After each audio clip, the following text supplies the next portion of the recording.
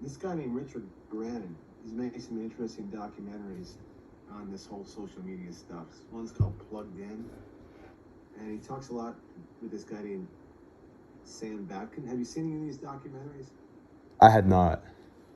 Yeah, they're so good, and so maybe check that one out because you want to get some statistics basically, and like Sam Batkin says, there's definitely a correlation between particularly young teenage girls Yeah. and mental health with the use of social media.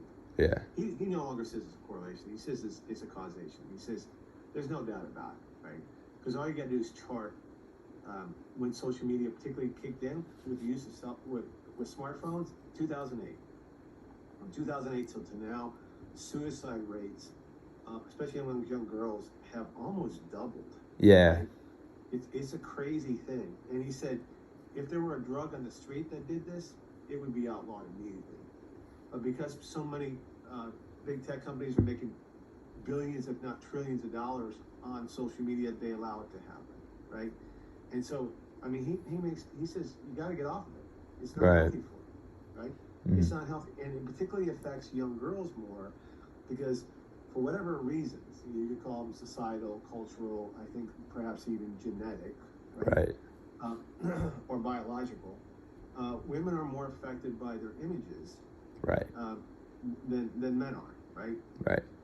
And so there's a big difference. And so they're more affected by the way that they look.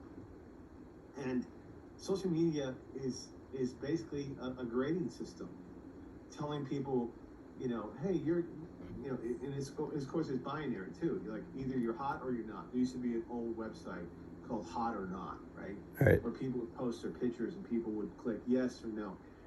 The whole system is based upon an unrealistic measuring system in the way that we see one another. Like, if I see a person, I don't go hot or not. I just think, oh, that's an interesting person, or they're somewhat attractive, or this is attractive about them, or that, right? Right. You don't say that people are this or that, right? But the whole system within social media and the internet is built upon yes or no's, because that's how it operates, right? Because it's zeros and ones, right? Right. And that's not how we measure one another in real life. And so that system in itself is very toxic for people to operate on the system like either I'm good looking or I'm not. What the hell does that mean? Yeah. I mean, we're all different gradations of looks, and looks has so much more to do than with how well we look when we click a picture, Right. I've said this before. It's like when it comes to looks, you can. Some people are literally photogenic. You look at them in a photo, or they shot a great photo, right? You think, gosh, that person's really attractive. Then you meet them in person, and maybe they're angry, or they're upset, or they have a bad attitude, or they're just kind of. Suddenly, their looks go from a 10 to a 5, Yeah. or a 4, and that happens again and again. And the same way that you might have somebody who's has a 4 or 5 photographs, but when you meet them, they're dynamic, they're funny, they're loving. Suddenly they go from 5 to an 8 or a 9, right? Yeah. This system and the way that it's being measured is just completely unhealthy. So I know I'm preaching to you, but you probably agree with me. But you need to say more specifically, I disagree with them on facts and the things that you just said, and then spend more time trying to define them with statistics by looking at who they are. So all this stasis stuff, you're going to just have to jettison it. Just get rid of it. Okay. And it's unfortunate that you're going to have to do that, but you're going to have It's to okay. do that. It's okay. And then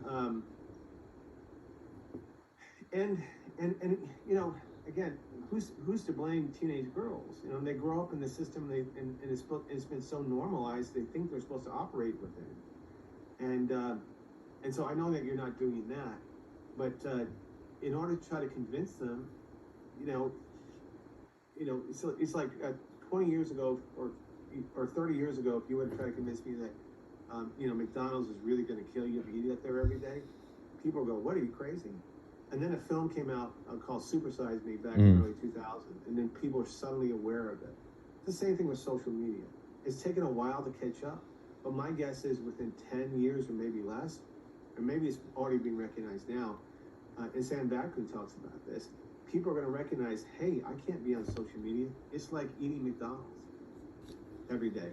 Once in a while as a treat, maybe, but I gotta get off of it.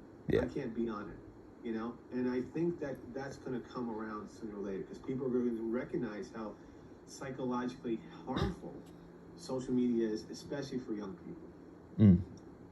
All right, think you can make these changes? Yes, sir. I do want to see this statement. I disagree with this person on one stage of stasis because, and then towards the latter part of your essay, plan to persuade this person, or in this sense, this group, on stasis of facts by addressing and what do young girls like? They want to be accepted. Right. They want to be attractive, right? Right. By emphasizing to these young girls that they still can be accepted and loved and attractive or whatever, but that social media actually makes them less so, right? Right. That social media actually, yeah, that's the other thing. It's like, who gives a shit about someone's opinion you're never going to meet? Right. I don't get that. Right. Right? Some guy halfway across the country clicks on your picture's hot. What does that mean? I mean anything. And so it's a false kind of way to judge people, measure people. You know, when we never meet these people, it's so bizarre. It really is. I recognized it early on when I was there when all this stuff started to happen back in the early '90s. From the very get-go, I recognized how unhealthy it was, and I never really participated in it. You know, I'm on YouTube typing some stuff once in a while, but for the most part, I'm not on Facebook. I think I'm on LinkedIn or some shit, but I don't participate in that really. But I just recognized how unhealthy it was and how Right. abnormal it was. But who's to blame young people who are told that this is the right thing to do? Yeah. So, okay, make those changes. I'm